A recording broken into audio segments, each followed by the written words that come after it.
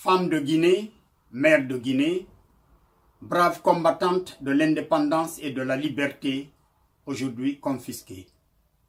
En cette journée solennelle du 8 mars 2019, je voudrais vous féliciter, je voudrais vous remercier, je voudrais vous rendre hommage pour tous les combats que vous avez menés pour la libération et l'émancipation de notre pays.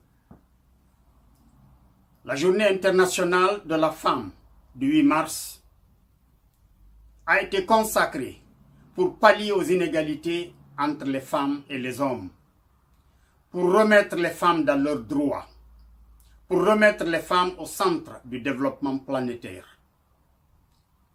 Comment voulez-vous que le monde se porte mieux? Comment voulez-vous que la croissance économique mondiale soit forte lorsque plus de la moitié des habitants de la planète sont marginalisés? Dans les plus grandes démocraties du monde, la parité homme-femme face à la gestion du pouvoir a fait des progrès, mais elle est loin d'être effective. En Guinée, chez le professeur Alpha Condé, je me demande si on sait ce que c'est que la parité.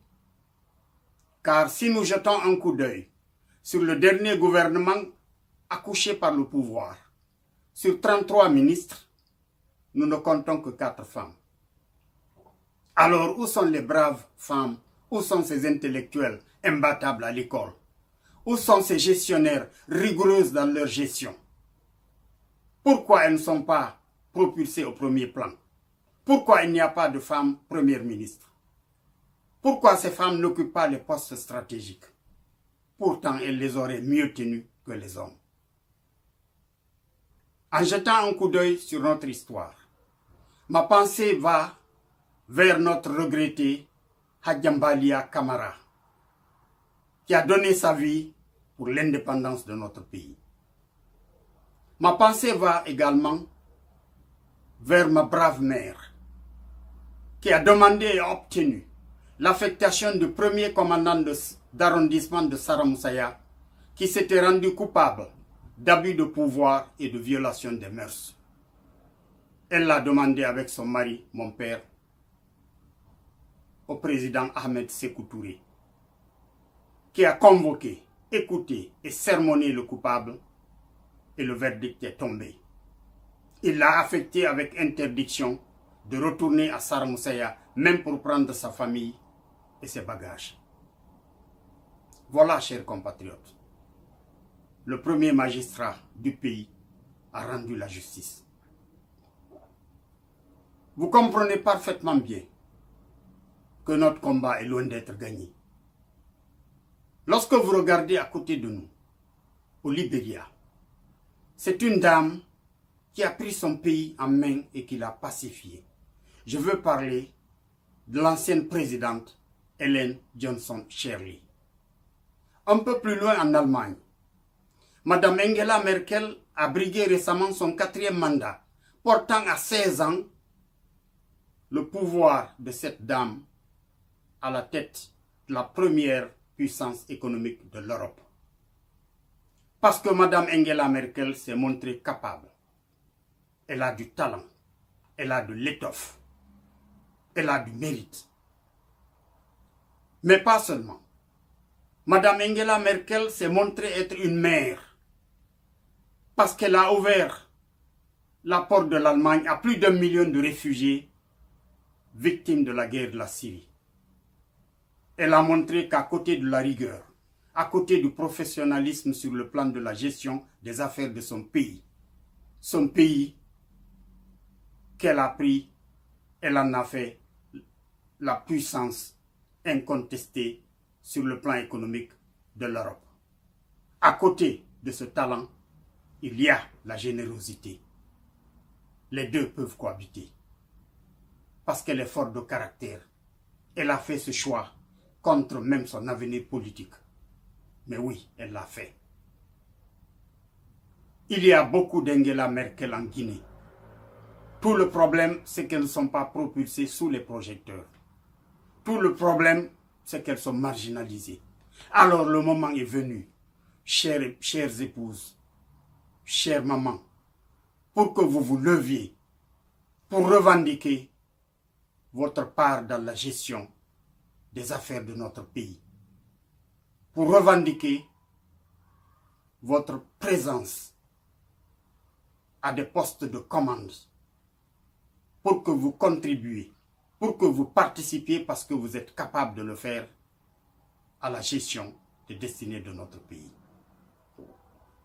Parce que vous avez parfaitement bien compris que vous jouez un rôle central. Vous êtes une pièce maîtresse de la société. Vous pouvez influencer positivement vos maris. Vous avez la charge d'encadrer et d'orienter vos enfants.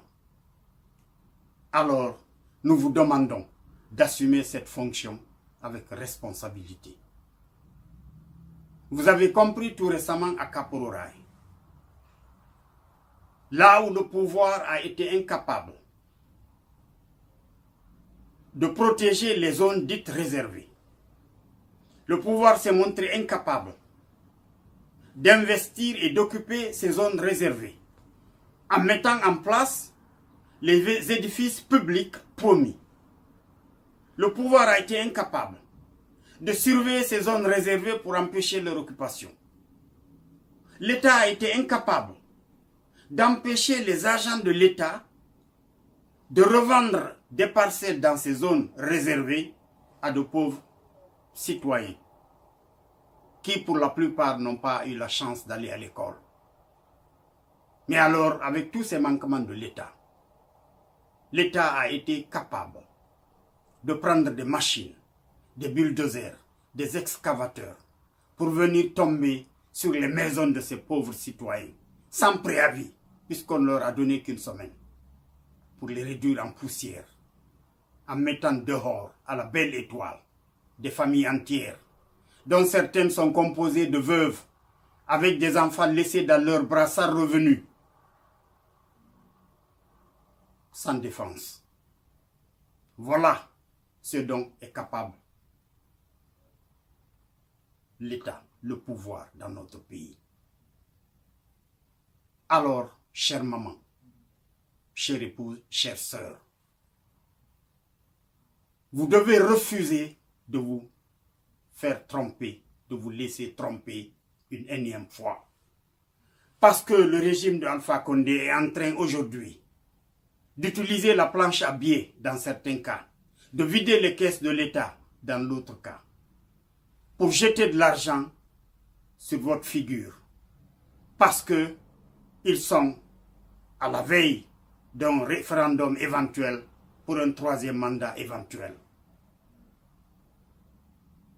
Si M. Alpha Condé voulait vous aider, il aurait pu très tôt investir dans l'éducation de vos enfants pour faire de vos enfants des cadres supérieurs, des techniciens valables, des ouvriers qualifiés, capables d'être au rendez-vous du marché du travail demain.